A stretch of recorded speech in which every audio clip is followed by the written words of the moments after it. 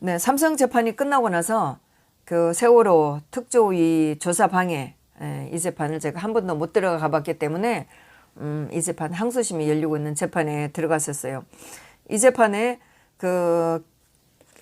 이 재판에 김영석 해수부 장관, 그다음에 윤학배 해수부 차관, 그다음에 이명기 대통령 비서실장 했던 분, 국정원장도 하고 비서실장 했던 분, 그다음에 조윤선 장관, 뭐 정무수석을 했다가 마지막에 여성부 그 장관을 했던 분, 여성부 장관을 하고 정무수석을 했던 분, 네, 그리고 마지막에 문체부 장관을 4개월 동안 했었잖아요. 조윤선 장관. 그 다음에 또 안정범 수석. 이렇게 5명이 재판을 받고 있는 건데, 들어갔는데, 변호사가 뭐, 이렇게 뒷모습이 보였어요. 변호사가 얘기하고 있는 것을. 그래서 이제 들으면서도 뭐 내용을 모르니까 듣는 둥, 마는 둥 하고 있는 걸 보니까, 좀 분위기가 좀 심상치가 않았어요. 그런데 보니까 변호인의 최후 변론을 하고 있는 결심이었었어요. 그래서 결심이라면 이제 피고인들의 최후 진술을 되게 중요하잖아요. 그래서 좀 신경을 쓰고 이제 들었는데 해수부 장관은 아마 그 세월호 사건 났을 때 그 팽목항에서 라면 드시다가 그 쫓겨난 그분이인지 제가 그때 뭐 정치에 관심 없다는 그런 상황으로 사실 그분 얼굴을 기억은 잘 못하겠었어요. 그랬는데 이분들 같은 경우에 이분이 뭐 직권남용죄 특조위원장의 조사를 방해했다는 내용. 청와대의 지시가 변호사가 하는 얘기가 청와대의 지시가 있었다. 그러니까 청와대가 책임을 져야 한다. 요거는 윤학배 그 차관이 얘기를 했었네요. 청와대의 지시가 있었다. 청와대가 책임을 져야 한다. 이런 얘기를 했었고, 김영석 그 장관이 얘기한 거는 김영석 장관의 변호인 얘기한 것은 전부 무죄를 주장한다. 유죄라고 해도 뭐 그동안 청렴하게 살아왔다. 징역형을 뭐 1심에서 이렇게 받았었나 봐요. 그래서 공무원 연금법 관련돼서 지금 연금을 이런 만약에 유죄를 받으면 연금을 못 받는다. 형을 받았는데 이게 만약에 특별 사면이 된다고 해도 이것이 무죄가 되지 않으면 연금 받는데 문제가 있다. 그래서 무죄를 주장하고 뭐 적절한 양형을 요구를 한다. 이렇게 이제 변호사가 얘기를 했었고 윤학배 그 차관에 대해서도 변호사가 네, 직권남용죄를 적용했는데 특조위원장이 조사 방해했다는 내용이다. 뭐 이렇게 했는데 이거는 제가 잘 모르겠네요. 하여튼 아마 이 건에 대해서 청와대 지시가 있었다. 그러니까 이건 청와대에 책임을 져야 한다. 이런 얘기를 했는데 이 재판을 제가 들어가 보지도 않았고 그 세월호 특조위가 언제 구성됐는지도 잘 모르겠어요. 그런데 오늘 조금 전에 제가 기사를 찾아봤더니 이것도 그렇게 기사가 많이 나오질 않았어요. 이 재판에 제가 기자가 타자치는 내가 한 3명이 있었는데 3명이 기자인지 어쩐지는 잘 모르겠어요. 대체로 보면은 이제 기자가 적을 경우는 기자들이 들어와갖고 다른 언론사에 이렇게 뿌리는 것도 있더라고요. 그랬는데 제가 뭐 이걸로 검색을 못하겠지만은 기사가 많이 나오지 않는데 하나 뉴스이스에 하나 나온 게 있어요. 거기에 봤더니 이 당시에 이 재판의 내용이 이런 내용이었어요. 세월호 특별조사위원회 활동 방해를 지시한 혐의. 근데 이게 뭐 언제 생긴지는 잘 모르겠는데 이것이 직권남용 권리행사 방해 등 혐의로 기소된 이런 재판이었는데 1심 어제 제가 들어갔을 때는 물론 그 검사의 기소 내용이라든가 구형이 다 끝난 상태였었는데 검사들은 여전히 김영석 해수부 장관에 대해서 3년 네.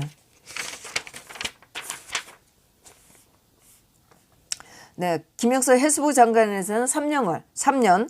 그다음에 윤학배 차관에 대해서는 징역 2년. 그다음에 이병기 비서실장은 징역 3년. 안정범 수석은 징역 2년. 조윤선 장관도 징역 2년. 이렇게 뭐 1심하고 같겠죠. 이렇게 형을 때려달라고 요구를 했다고 해요. 그랬는데 여기 이제 검찰이 이 기소한 내용을 보면 조윤선 장관은 정부와 여당의 불리한 조사를 방해하고 7시간 행정조사를 방해하려 다수 해수부 공무원들을 통해 범행했다. 근데 제가 이제 그 변호인들이 하는 얘기나 피고인들 최후 진술을 들어보니까 아마 이 당시에는 박 대통령의 행적 이거 가지고 문제를 삼았던 것 같아요. 그래서 각 피고인들이 박 대통령의 7시간 네, 여기 대해서 이제 이런 얘기도 나왔었나요? 이병기 경우에 운동권 세력들이 정부를 공격하고 결국은 이것들이 이것으로 인해서 박 대통령을 탄핵을 했다. 그러면서 이 세월호가 이렇게 원인이 된 것으로 박 대통령을 탄핵까지 하는 이런 이유가 됐다. 그리고 구조 시 원인도 잘 알 수가 없고 이런 중요한 거를 도외시한테 대통령만 공격을 했다. 대통령 행적만 문제를 삼고 있다. 그리고 일본 기자. 저는 그때도 보면 왜 일본 기자가 박 대통령 7시간을 가지고 히덕거리고 책도 냈었잖아요. 그래서 이 사람이 고소를 당했는데 무죄가 된 거잖아요. 정말 언젠가는 이거 다시 한번 재판해야 돼요. 이 일본 기자가 7시간을 가지고 회화했었다. 대통령을 아주 우습게 가지고 놀았었잖아요. 그런데 이것이 무죄가 된 거잖아요. 그러면서 김영삼 대통령 때나 노무현 때도 대형 사고들이 있었지만 대통령의 행적을 가지고 문제 삼지는 않았었다. 그리고 대통령의 행적을 조사한 적이 없다. 그 당시에 그런 대형 사고를 가지고 김영삼 일때는 정말 사고가 너무너무 많이 터졌잖아요. 상품 백화점 무너지고 성수대교 무너지고 크고 작은 사건이 얼마나 많이 생겼어요. 결국은 그러다가 나라를 망하게 하는 IMF 사태가 터졌잖아요. 정말 자격도 없는 것들이 대통령이 돼갖고 사고가 뻥뻥 터지고 그 모양이 됐었잖아요. 그러니까 이제 이병기 비서실장의 그 변호사가 이런 얘기를 한 거예요. 박 대통령의 행적을 조사한 적이 없다. 이런 큰 대형 사고를 나도 그전 정부 어느 때도 이런 걸 가지고 문제가 된 적이 없다. 그러면서 특조위에 잘 서명해서 그 취지를 잘 그 조사를 하는 그 대통령의 행적을 뭐 조사하고 이렇게 하는 그런 내용 취지를 그런 뭐 사실 그 당시에 대통령의 일상을 공격을 했었잖아요. 말도 안 되는 거 갖고 대통령이 뭐 어느 호텔에서 누구랑 어쨌다 7시간에 어쨌다 성형수술했다 뭐 구술했다 온갖 계지를 다 떨었었잖아요. 그래서 그런 거에 대해서 설명을 잘 해서 이렇게 조사할 수 없는 그런 취지를 잘 설명하라고는 했다. 이렇게 이제 변호사가 얘기를 했어요. 이러한 행동이 국회에서 활동을 방해한 것이 되나? 그리고 정상적인 비서실장이라면 당연히 박 대통령을 보호하는 일을 했어야죠. 지금 제가 말을 하면서도 문재인을 보호하기 위해서 지금 저것들이 어떻게 하고 있냐고요. 그래서 그렇게 한 것이 대통령을 보호하기 위해서 이렇게 했던 비서실장이라면 당연히 했어야 될 그 일들이 위법한 것이 아니었다. 그렇게 하면서 당연히 무죄다. 이제 이렇게 얘기를 했었어요. 예. 이렇게 하면서 이런 것들이 대통령의 일상을 공격한 그 사고가 났을 때 대통령 행적이 어땠나 이렇게 공격하는 것에 대해서 뭐 이거 제가 뭐 잘 모르지만 여기 이병기 비서실장이 하는 얘기 보면은 국회에서 활동을 방해했다는 거냐 이렇게 하는 거 보면은 뭐 국회 보고하는 이런 거 가지고 이거를 지키려고 한 것을 가지고 지금 뭐 직권남용 권리행사 방해 뭐 이지랄로 엮었나 봐요. 그래서 네 조윤선 검찰은 조윤선 전 수석 등은 정부와 여당의 불리한 조사를 방해하고 정부와 여당 박 대통령이죠. 7시간 행정조사를 방해하려. 정말 이게 참 박 대통령 7시간? 이거 다 드러난 건데 그날 박 대통령 구설했나요? 어느 호텔로 갔나요? 뭐 성형수술 했나요? 이 진짜 아직도 이래 갖고 검찰이 지금 이러고 있어요. 방해하려 다수 해수부 공무원을 통해 범행했다. 면서 특지 활동 기간 동안 지속적, 조직적, 계획적으로 방해했다고 주장했다. 정말 개영틀이 언젠가 이게 만약에 유죄가 된다면 언젠가 이걸 다시 재판해야 될 내용이네요. 그러면서 검찰이 주장하는 게 이 기소된 이 사람들이 대응 방안 마련해서 나아가 대응 방안을 마련하는 정도에서 나아가서 특조위 활동을 현저하게 저해했다. 진짜 박 대통령은 그러면은 제가 이거를 보면서 정말 박 대통령 활동을 특조위 활동을 현저하게 저해했다. 그러면은 다시 박 대통령이 탄핵당한 것처럼 이렇게 내버려 뒀어야 된단 말이에요. 이때에 2014년, 2015년도에 이거를 내뒀어야 된단 말이에요. 청와대까지 개입된 조직적 범죄로 미쳤어요.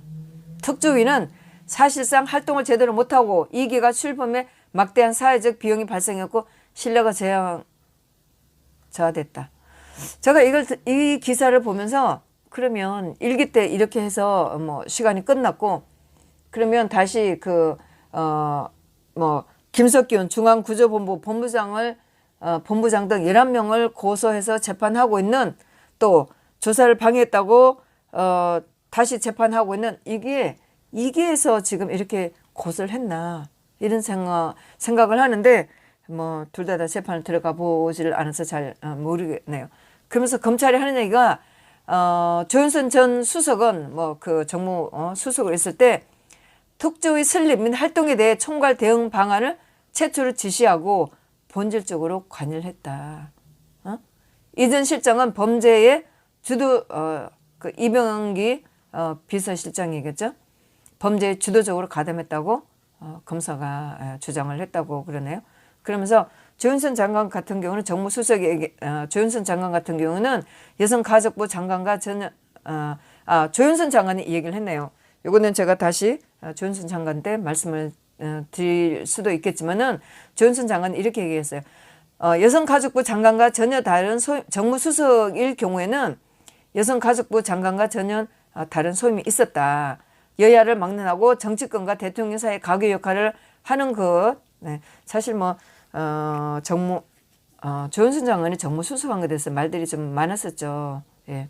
뭐 남자가 돼야 되는데 여자가 됐다 하면서 말들이 나온 말도 좀 있긴 했었어요. 있는 걸로 제가 기억을 해요. 그러면서 조윤선 장관이 저는 특조위 시작 전 사임을 했고 사심을 갖고 일하지 않았다. 이렇게 얘기를 했네요. 그러면서 또 조윤선 장관 비록 오늘은 특조위 업무를 방해했다고 기소돼서 서 있지만 제가 과연 법이 정한 정무수석의 범위를 넘어 불법을 저지르는지 잘 살펴달라 이렇게 했는데 조윤선 장관의 변호사가 굉장히 길게 얘기를 했는데 제가 이거를 알아듣지를 못하겠어요. 김재원의 세금 도둑 발언. 김재원 국회의원이 세금 도둑했다는 것은 저는 들은 기억은 있는데 구체적으로 어떤 내용인지는 제가 기억은 못하겠어요. 그런데 어제 이 세월호 조사 방해했다는 이 재판에서는 조윤선 장관도 얘기를 했었고 또 다른 분도 또 얘기를 했었어요. 이병기 비서실장의 재판이었나? 이병기 변호실장의 변호사하고 그 이병기 비서실장의 최후 진술이었나? 그때도 이 얘기가 나오는데 이 얘기를 들어봐야 되는데 이 조윤선 장관의 변호인이 얘기를 할 때 김재원의 세금 도둑하면서 김재원에 대해서 굉장히 나쁘게 이 얘기를 했었어요. 그러면서 검찰에 가서 이 사람이 여명진 특조위 이 사람 누군지 모르겠어요. 여명진하고 김재원이 자주 연락하고 받으면서 뭐 얘기 오갔는데 검찰에 가서 진술한 내용이 너무 황당했었고 또 1월 16일 날 이것도 언제인지 모르겠는데 김재원을 찾아가서 김재원한테 하는 말을 듣고 날짜도 좀 다르게 얘기하고 검찰에 가서 허위 진술을 했고 이 사람이 이 여명진이라는 사람이에요. 이 사람이 기소유예된 것을 보고 굉장히 놀랐다. 이 사람은 또 어떤 혐의로 바꿨는지 모르지만은 하여튼 네, 이 사람도 뭐 세월호 조사 이거 관련으로 따로 재판받고 있는지는 제가 검색해보지도 않고 찾아봐야 되는데 이 사람도 재판에서 결국은 뭐 허위 진술한 대가로인지 모르지만은 기소유예가 된 것을 보고 굉장히 조윤선 장관 입장에서 놀랐다. 이런 얘기를 했었고 그러면서 세 건 모두가 정무 수석으로 있을 때 조윤선 장관이 재판받고 있는 이런 건 뭐 세 건 모두가 정무 수석으로 있을 때 일이고 직권남용으로 된 것인데 1심, 2심이 모두 같은 내용인데도 직권남용으로 구속이 됐는데도 직권남용으로 기소가 됐는데도 각각이 재판 내용이 다르다는 거예요. 조윤선 장관이 블랙리스트와 화이트리스트, 이 세월호 조사 방해했다는 이 세 개의 재판을 받고 있는 거죠. 그래서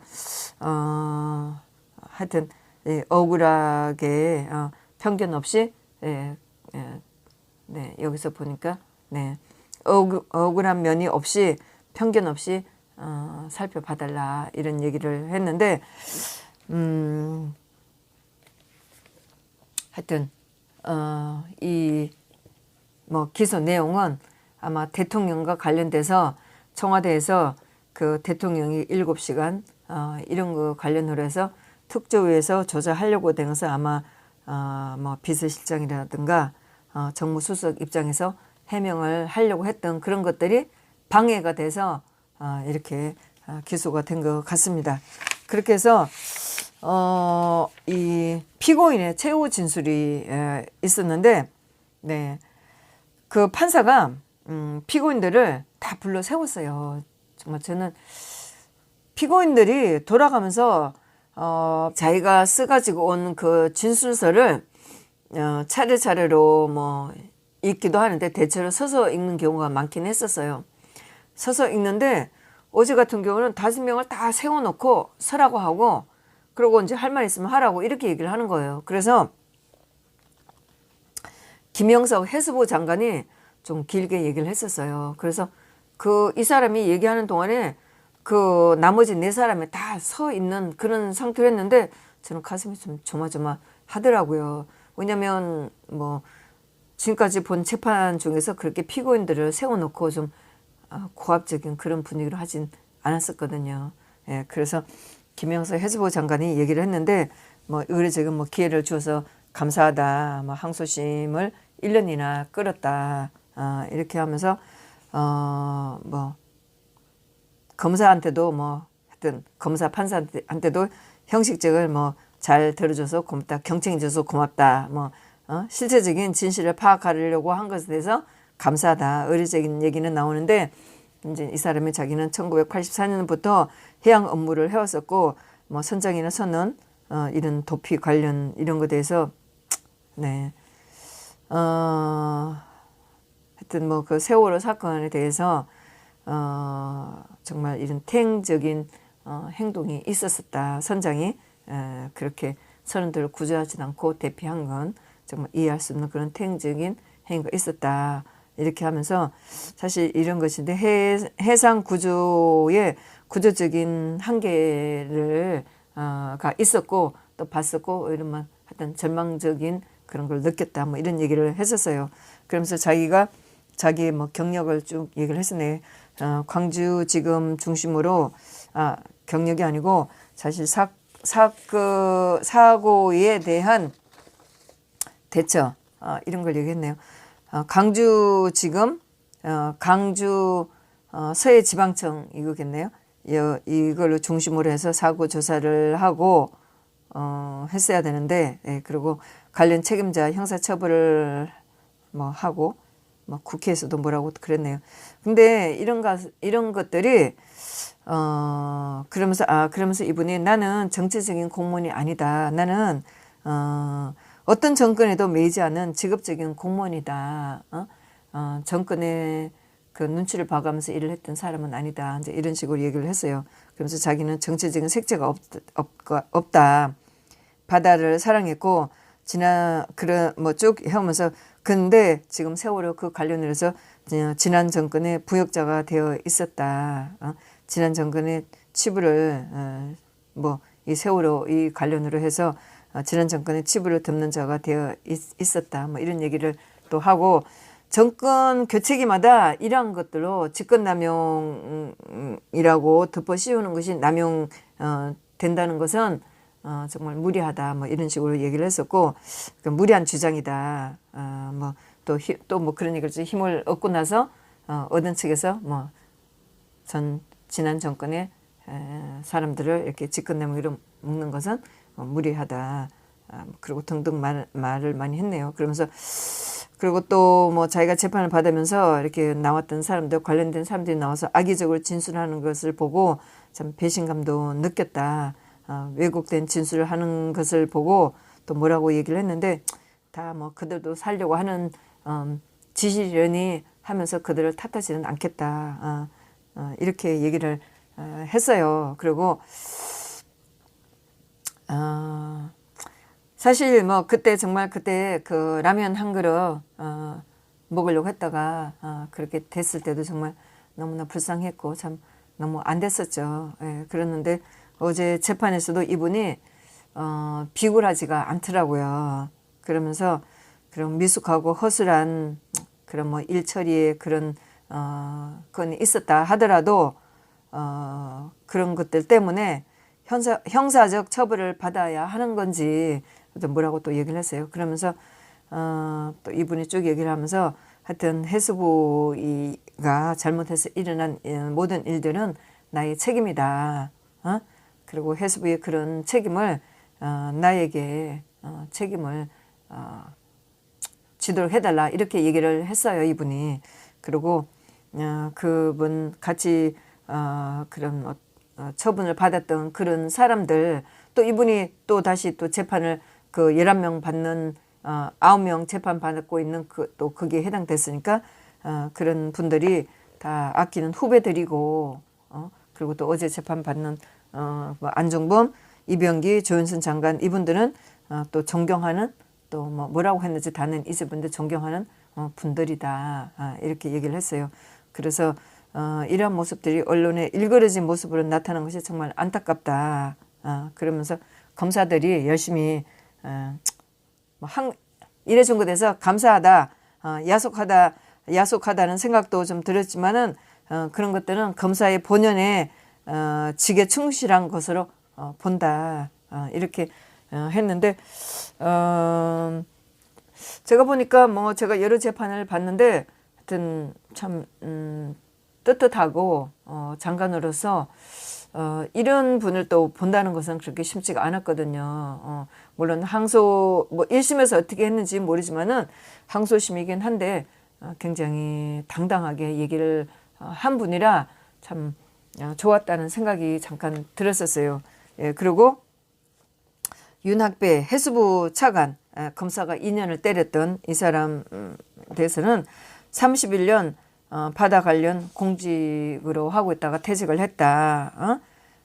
그런데 31년 바다 관련 공직 일을 한 그것보다 긴 3년을 수사를 받았고 기소가 됐고 재판을 받아왔는데 뭐 이러한 것들이 마지막 남은 자존심을 뭐 또 뭐라고 했네요. 뭐 아시겠지만 자존심을 이렇게 상하게 하는 일이 됐다. 막 이렇게 얘기를 했어요. 그리고 뭐 다 여기 나오신 분들이 뭐 세월호 희생자들에 대해서 뭐 안타까운 그 마음은 정했습니다. 예, 저는 별로 그런 사고가 불가피한 거였는데 왜 이분들이 이렇게 사과를 해야 하느냐 이런 마음도 있었지만은 그러면서 그날 사고 당일 2014년 4월 16일 날 태어난 손자도 참 생각이 난다 하면서 좀 감정에 좀 흔들리는 그런 목소리가 들렸었어요. 그래서 이분도 할 말이 많으나 공직자의 자세로서 그런 말을 다 할 수는 없다. 그러니까 이런 마음을 해량해 주시고 선처를 부탁한다. 이분도 보면서 참 훌륭하다는 생각이 들었습니다. 사실 제가 재판에 다니면서 이런 거는 신문기사에 나오질 않거든요. 그래서 제가 재판에 들어가면서 나는 이러한 것에 증인이 돼야 된다 이런 생각을 하면서 들어가 보는 거예요. 예, 뭐 제가 뭐 그전에 국정원장 원세훈 국정원장하고 같이 재판받고 있는 이명박 대통령 시절에 국정원 직원들 정말 10년 전 거 일을 꺼내갖고 뭐 직권남용했다고 재판받고 있는 이런 재판에 들어가서도 보면은 참 그분들이 피고인들이 굉장히 당당하게 최후 진술을 했는데 그때는 국정원장 원세훈 국정원장하고 국정원 직원들 피고인 최후 진술할 때는 늦은 시간에는 기자들이 한 명도 없었어요. 제가 결국 기자가 돼버린 건이었거든요. 정말 박선춘, 보훈추 장관 같은 굉장히 용감하게 어떻게 이럴 수가 있냐. 어떻게 이 나라가 이런 걸 가지고 재판할 수 있는가. 역사가 너희들을 심판할 거다. 이런 얘기까지 해가면서 굉장히 당당하게 큰 소리를 했거든요. 이런 거는 정말 기사에 안 나오는데 저는 그 자리에서 봤기 때문에 제 혼자 정말 안타까워하고 눈물 흘리고 분노하고 그러는 거죠. 그랬는데 어제 해수부 장관하고 차관도 굉장히 당당하게 재판을 받았다는 것을 제가 목격을 했습니다. 그리고 이병기 비서실장 이분이 하는 얘기가 2014년 4월 16일 일본 그 사고가 났을 때 나는 일본 대사로 있었었다.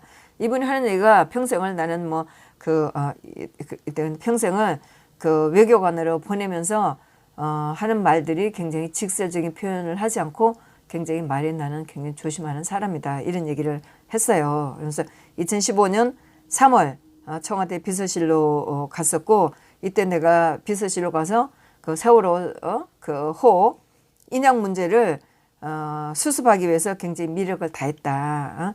대통령이 7시간을 둘러싸고 뭐 대통령 호텔에 있었다. 뭐 성형 수술했다. 뭐 여러 가지 소설들이 추미애 말로 소설들이죠. 이게 개쓰레기 소설들이죠. 이런 것이 난무했는데 청와대 비서실에서 이런 거를 방관할 수 없다는 것을 이해를 해달라. 실체적인 진실을 면밀히 밝혀 줘서 사회 전체가 그렇네요. 면밀히 밝혀줄 것을 부탁한다 이렇게 하고 그러면서 이런 사고에 대해서 사회 전체가 안전에 대해서 주의를 해야 되는 뭐 그런 뭐 계기 이렇게 돼야 된다. 그리고 여전히 희생자 뭐 명복 이런 얘기를 했네요. 그리고 안종범 이따가 5시 15분이었네요. 네, 안종범 수석은 2년형을 검사가 때렸어요. 예, 그러면서 2014년 4월 16일 그리고 이병기 씨가 이런 얘기를 했어요. 제가 이거는 또 빠뜨리면 안 돼서 이병기 비서실장이 그 세월호 인양 문제에 대해서 세월호 인양 문제에 대해서 관찰을 했다. 박 대통령이 그 비용이 얼마가 되는 줄 아냐. 이렇게 하는데 박 대통령을 설득을 시켜서 이 세월호를 인양하도록 했다 하는데 저는 그게 결코 좋아 보이진 않았는데 박 대통령이야 당연히 사실 저도 마찬가지로 세월호 인양해갖고 그때도 제가 그래서 인양해달라고 그렇게 난리치고 인양한다면 어떡할 건데 그 유지 비용 어떡할 거냐고요. 응? 당연히 박 대통령은 국가 살림이고 국민들의 세금인데 당연히 그거 생각하죠. 그래서 이걸 보면서도 왜 그 세월호가 불가항력적인 건데 왜 이렇게 좌파들의 요구에 휘말려 갖고 박 대통령을 제대로 보호를 못 했는지 전 너무 안타까웠어요. 뭐 세월호 인양 문제를 관철시켰다고 자랑스럽게 얘기했는데 저는 결코 이게 잘했다는 생각은 안 들었었어요. 예. 그리고 안종범. 예. 2014년 4월 16일 사고가 났을 당시에는 자기는 국회의원이었었다. 뭐 그 여당의 국회 부의장이었다. 뭐 이렇게 얘기를 하고 경제수석실 산하 요거는 잘 모르겠는데 아마 경제수석실 산하에서 해양수산부에서 일어난 일도 뭐 관리를 한다 이런 식으로 얘기를 했던 것 같았었어요. 뭐 안정부 수석이 경제수석으로 있었으니까요. 그다음 세월호 관련으로 대통령으로부터 어떠한 지시나 보고를 받은 적이 없다. 그다음에 경제수석 재직 시에 사실 이거는 최수원 씨하고 재판받을 때 이 얘기도 많이 나왔어요. 박 대통령하고 청와대에서 일할 때 핸드폰을 뭐 3개인가 몇 개 갖고 다니면서 박 대통령한테 수시로 연락이 오기 때문에 휴일도 제대로 못하고 있었고 일요일 날 뭐 가족들하고도 식사도 제대로 못했다. 뭐 이런 게 얘기하는 게 있었어요. 마지막에 2월 달에 최선 씨하고 하는 파기환송심 그 재판에서 항소심 재판에서 그때 네 일요일 날 식사도 제대로 못했다. 일요일 날 가족들하고 일하고 있는데 박 대통령한테서 연락 와서 밖에 나가서 연락을 받았다. 뭐 이런 걸 하면서 그 김건훈 보좌관이 나와서 안정부가 엄청 열심히 일했다고 변론해주는 그런 것도 있었어요. 예, 그러면서 이 안정부 수석이 수석 재직 시에 수면 시간이 절대적으로 부족했었다. 뭐 이렇게 하면서 문화체육재단 때문에 박 대통령이 탄핵이 됐었고 뭐 이 얘기를 좀 거슬렸고 또 자기가 이것 때문에 자기가 지금 복역 중이다. 예. 안정범 수석은 지난번에 그 대법원 판결이 나면서 제가 요거는 잘 모르겠는데 항소심 재판에서 확정이 돼서 그랬는지 아니면 대법원 판결 나서 재수감이 됐는지는 모르겠어요. 뭐 나올 때마다 사보로 나오니까요. 이제 이명박 대통령이 구속이 돼 있다가 석방에 대해서 나와 있다가 항소심 재판에서 형을 받고 바로 수감이 됐거든요. 다시 그랬는데 변호인들이 이거 석방된 상태다. 대법원에서 판결이 날 때까지 이거 다시 구속하면 안 된다. 이렇게 항의를 해갖고 일주일 만에 다시 이명박 대통령이 석방이 된 경우가 있거든요. 그래서 저는 그걸 보면서 안정범 수석 같은 경우에 항소심 재판에서 선고가 나오면서 바로 구속이 됐는지 아니면은 대법원에서 선고가 그 이명박 대통령처럼 항소심은 구속이 재수감이 안 되고 대법원 판결 나서 재수감되지 이걸 잘 모르겠어요. 뭐 근데 궁금하다는 정도로 끝나지 뭐 제가 그것까지 알아볼 필요는 없다고 저는 생각을 해요. 하여튼 그랬는데 안정범 수석이 자기가 지금 현재 복역 중이다. 그렇게 하면서 또 중요한 얘기 제가 재판정에 가서 들은 얘기 63건에 있는 자기 수첩에 모든 내용이 있다. 이거 정말 그러니까 63건이 원본이 몇 개인지는 잘 모르는 상태인데 안정범 수석이 63건에 자기가 청와대에서 했던 모든 일이 적혀있다 이러는 거예요. 그러면서 이 두 재단 이런 설립은 경제수석 소관이 아니다. 문체부 소관이다. 근데 이것이 대통령이 제게 지시한 거다. 지시를 받고 이행한 거다. 이러는 거예요. 그러면서 이 세월호 관련으로는 정부 수석으로서 단 하나의 어떤 지시도 없었고 이행한 것이 없다. 이러는 거예요. 제가 이 얘기 들으면서 정말 사실 제가 얘기를 들으면서 물론 어제도 재판 끝나고 나서 한바탕 안정범 수석한테 난리치고 싶었죠. 근데 뭐 조윤선 장관도 있고 이병기 뭐 그 사람 앞에서 제가 그 사람들 눈에 띄고 싶지도 않았어요. 안정범 수석은 여전히 이런 식으로 하고 있는 거예요. 이 사람이 아마 이 세월호 이 특조위 관련이었나? 이 재판에 왔을 때 그때 김관진 장관, 김장수 장관하고 아마 그 재판하는 시간이 비슷했을 거예요. 하여튼 같이 이렇게 만나는 걸 봤는데 그때 막 인사하고 그러는데 저는 뒤에서 지금 미쳤나 저게 무슨 자격으로 정말 멀쩡한 대통령을 탄핵시키게 만든 저 인간이 지금 누구하고 인사를 하고 저렇게 뻔뻔하게 돌아다녀 막 이런 생각을 했었거든요. 예?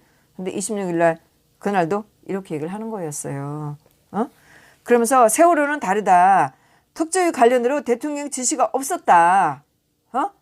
비서관으로부터 보고는 받았지만은 지시는 박 대통령으로부터 지시는 없었다.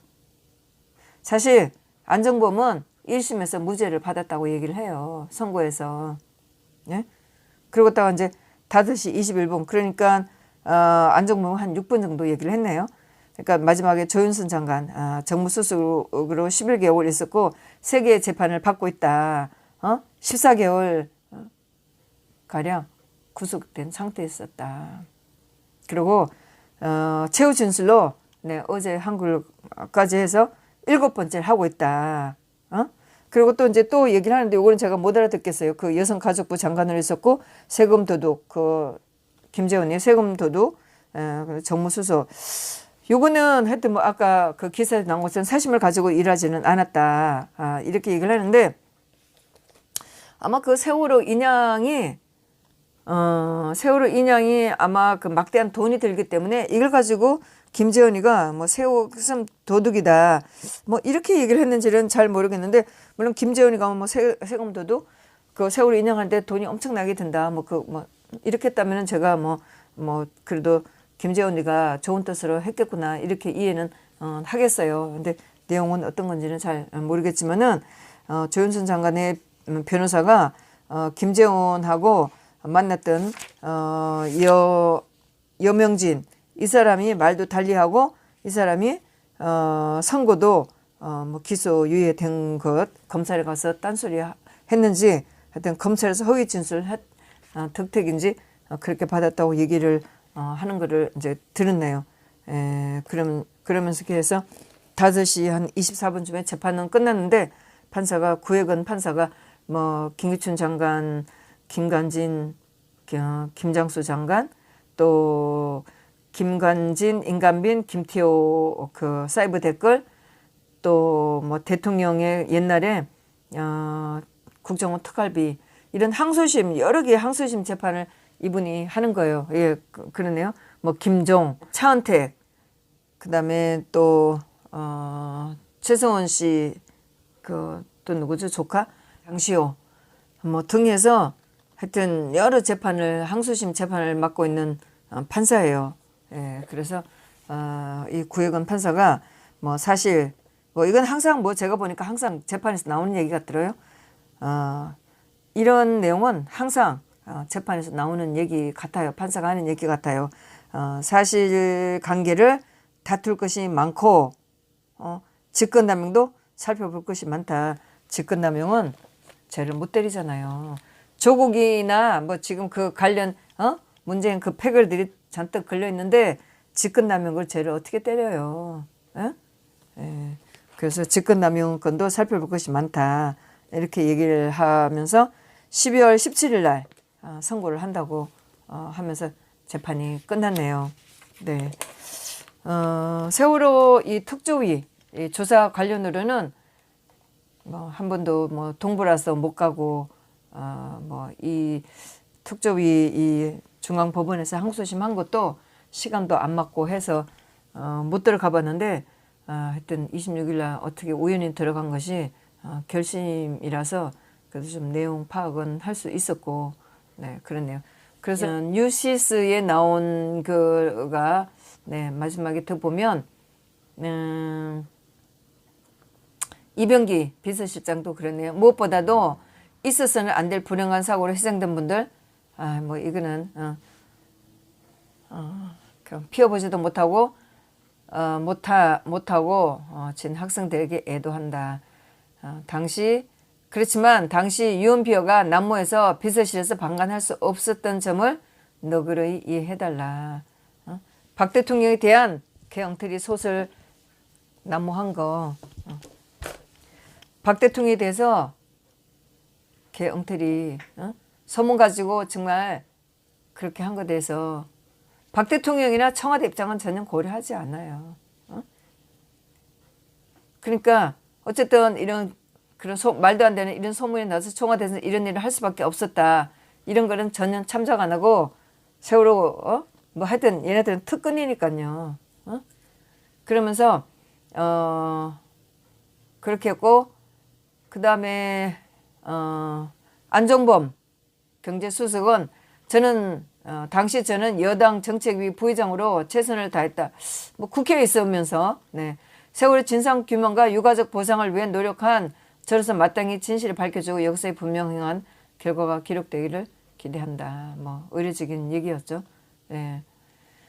그리고 나서 이병기 비서실장하고 안정범 수석 같은 경우에 해수부 소속 실무자들이 세월호 참사 당시 박 대통령의 7시간 행적조사 안건 부결을 위한 기획안을 마련하고 실행하도록 지시한 혐의를 받는다. 이걸 가지고 직권남용으로 엮었나 본데, 그러면 청와대에 있는 분들이 박 대통령을 위해서, 아니 청와대에 있으면서 대통령을 위해서 이 정도 일도 안 해야 되나요? 그러면은 직무유기죠. 그런데 이렇게 한 거 가지고 직권남용을 엮는다? 말도 안 되는 얘기예요. 그랬는데 여기 또 기사에 내용이 나왔네요. 그래, 이제 이런 일이 있고 난 다음에 1심에서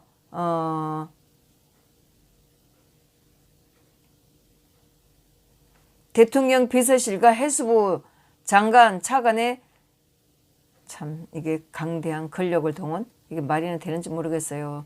이 사람들은 자기는 임무죠. 권력을 동원해서 각종 회의를 진행하거나 공문서를 작성해 배포하는 등 조직적인 형태로 방해를 했다는 거죠. 조사를 방해했다는 형태로 조사를 방해를 했다.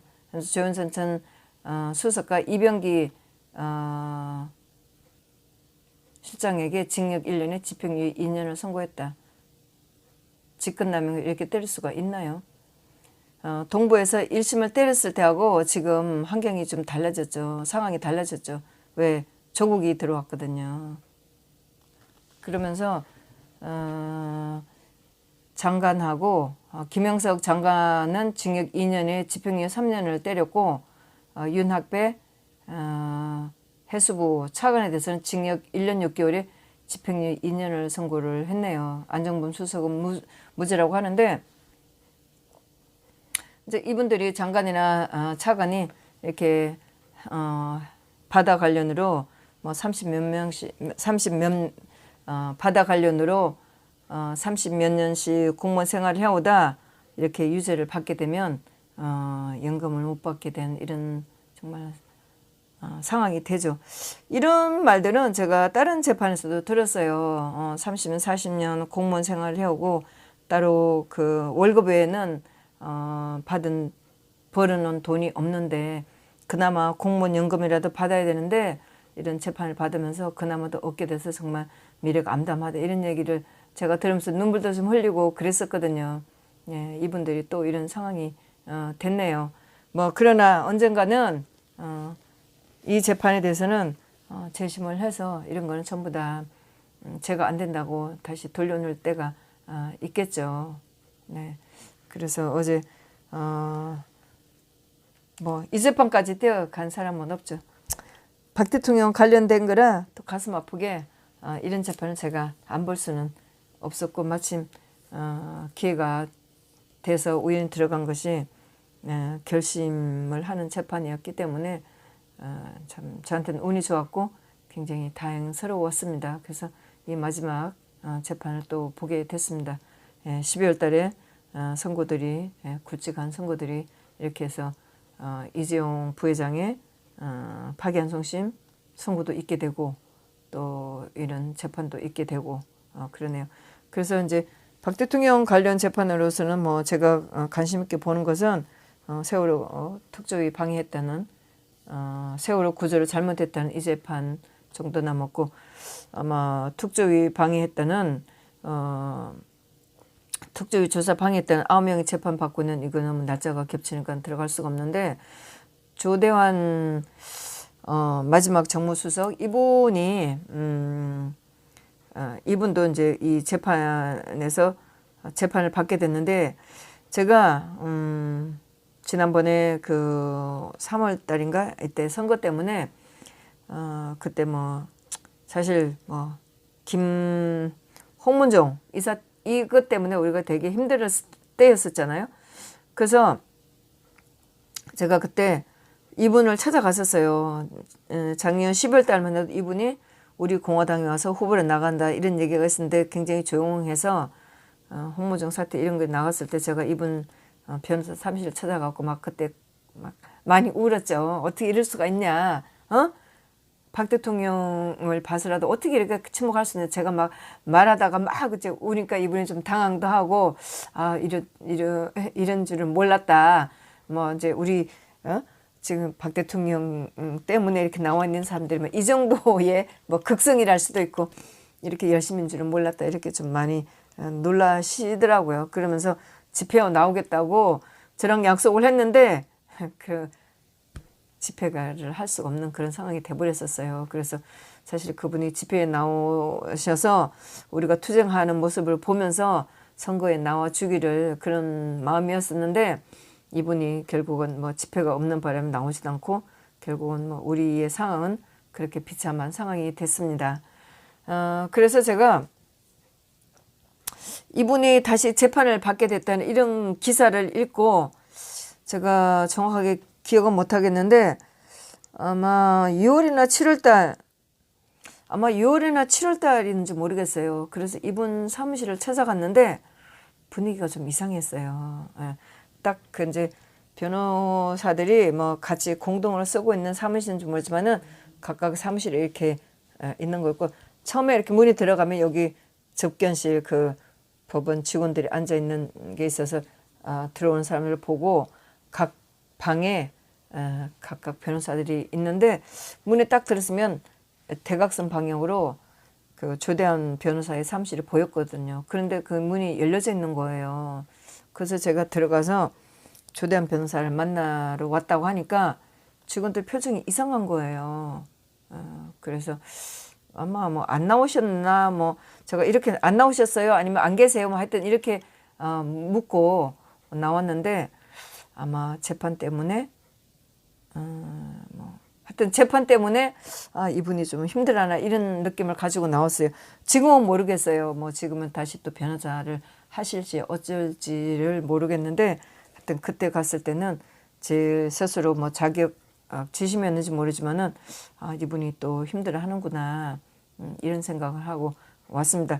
그러다 보니 조금 전에 제가 본 재판 조금 전에 본 기사가 있는데 그 양승태 대법원장 또 박병대 고영대 이 세 분 사법농단이라고 해서 재판받는 게 있는데 박병대 대법관이 변호사를 낼 수 있는 그 변호사협회에서 변호사를 변호사 사무실을 낼 수 있도록 자격을 인정해줬다고 이렇게 기사가 나온 것을 봤네요. 사법농단이라고 해서 제가 알고 있는 그 7건 재판, 7건 재판인데 한 명씩 재판받고 있는 건이 임종원 대법원의 행정처 차장 이분하고 그다음에 이태종 판사 그다음에 유해용 판사 그리고 다른 것들은 3명, 4명 이렇게 재판을 받고 있는데 4건이 1심 선고가 났어요. 다 무죄예요. 당연히 무죄예요. 사실 제가 보면서도 제가 일자 무식이지만 사실 이거 말도 안 되는 거고 저는 무죄라고 생각을 했는데 하여튼 4건이 무죄가 났어요. 무죄가 났는데 무죄가 나면서 이 항소심도 항소심이 진행되는데 좀 시간이 걸리는데 유해용 판사 같은 경우는 바로 그 유해용 판사가 세월호 특조위 조사 방해했다고 하는 여기에 현기환 수석을 변호하는 변호사예요. 그래서 변호사 활동하는데 아무 문제가 없이 변호사 일을 하고 그 다음에 그러네요.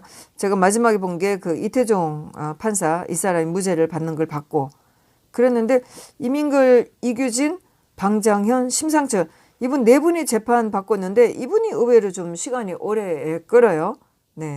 뭐 신강열, 조희연, 성창호는 일찍 또 무죄 판결을 났었고 이분들은 그 판사를 계속하고 있는 사람들은 뭐 그 원래 자리로 돌아갔다 이런 얘기를 들었어요. 하여튼 예, 이런 상황입니다. 네, 그래서 12월 달에 또 굵직한 재판들이 있고, 그리고 수요일 날 28일 날 이런 재판이 있어요. 그 2017년 3월 10일 날 희생 당하신 그 5명의 5분의 그 가족들이 아마 그 서울시, 대한민국이네요. 피고가 대한민국 법률상 대표자 법무장관 추미애, 서울특별시 대표자 시장 박원순 이렇게 했고, 여기를 상대로 해서 고소한 건이 있는데, 아마 이것이 아마 지난번에 우리가 그 1심 송수했다는 걸 아마 알고 있었을 거예요. 그래서 아마 여기 한 분이신가, 이분이 우리 공화당 당원이시기도 하고, 작년 강화문 텐트 때 뭐 우리한테 그 아이스크림도 이렇게 대접도 하고 한 분일 거예요. 아마 이분들의 재판이 내일 있어요. 이게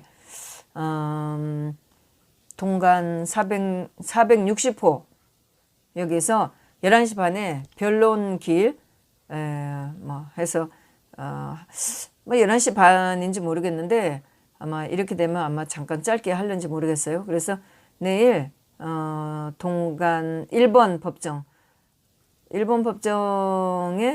460, 이거는 법원에 동문 서문이 있는데 동쪽에서 들어와갖고 올라가는 아마 그쪽 1번 법정일 거예요.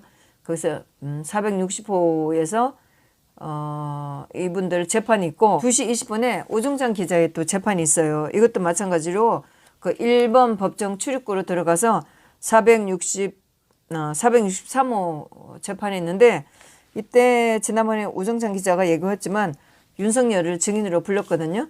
그래서 증인으로 윤석열이 나올지는 모르겠는데, 내일 수요일 날은 또 이런 중요한 재판이 있습니다. 네, 혹시 관심 있으신 분들은 오전 11시 반에 1번 법정 출입구 460호로 오시면 되고, 그 다음에 오종찬 기자 재판은 2시 20분 463호로 오시면 됩니다. 예, 오늘 정말 길었네요. 다 보시게 될지 모르지만 가볍게 그냥 건너뛰면서 들으셔도 됩니다. 네, 감사합니다.